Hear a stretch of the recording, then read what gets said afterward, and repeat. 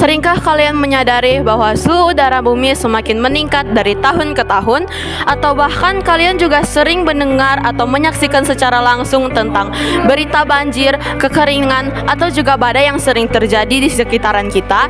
Itu semua sebenarnya berasal dari satu penyebab yang sama, satu masalah yang sangat-sangat penting pada saat ini, yaitu pemanasan global. Sebenarnya, apa pemanasan global itu? Yuk cari tahu!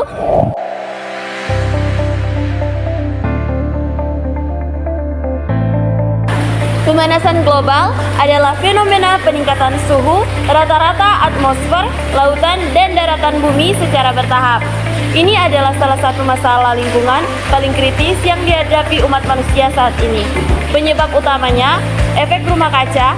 Bayangkan bumi seperti rumah kaca, sinar matahari masuk, menghangatkan bumi, lalu sebagian panas dipantulkan kembali ke angkasa. Namun, gas-gas rumah kaca seperti karbon dioksida, metana, dan nitrogen oksida terperangkap di atmosfer, menyerap radiasi panas dan menyebabkan suhu bumi meningkat. Kedua, aktivitas manusia.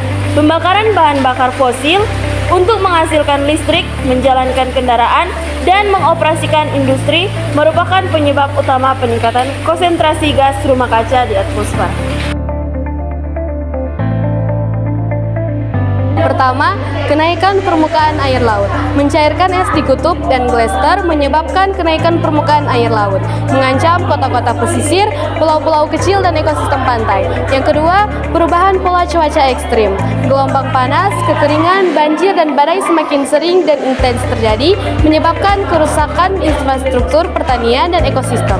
Yang ketiga, kerusakan ekosistem. Perubahan suhu dan pola curah hujan mengganggu ekosistem laut dan darat, menyebabkan terumbu karang memutih, hutan terdegradasi, dan hilangnya keanekaragaman hayati. Yang keempat, peningkatan curah hujan ekstrim. Hujan lebat yang sering terjadi dapat menyebabkan banjir bandang dan longsor, merusak permukiman dan infrastruktur. Yang kelima, menyebabkan penyebaran penyakit. Perubahan iklim menciptakan kondisi yang lebih baik bagi penyebaran penyakit menular seperti malaria dan demam berdarah. Mengurangi penggunaan energi. Hemat listrik, gunakan transportasi umum, dan kurangi penggunaan kendaraan pribadi. Yang kedua, mendukung energi bersih. Pilih produk dan layanan yang ramah lingkungan seperti listrik dari sumber terbarukan. Yang ketiga, mengurangi konsumsi daging. Peternakan merupakan salah satu sumber emisi pertanian terbesar. Yang keempat, menanam pohon. Pohon membantu menyerap CO2 dan meningkatkan kualitas udara. Yang kelima, daur ulang. Kurangi produksi sampah dengan mendaur ulang bahan-bahan bekas.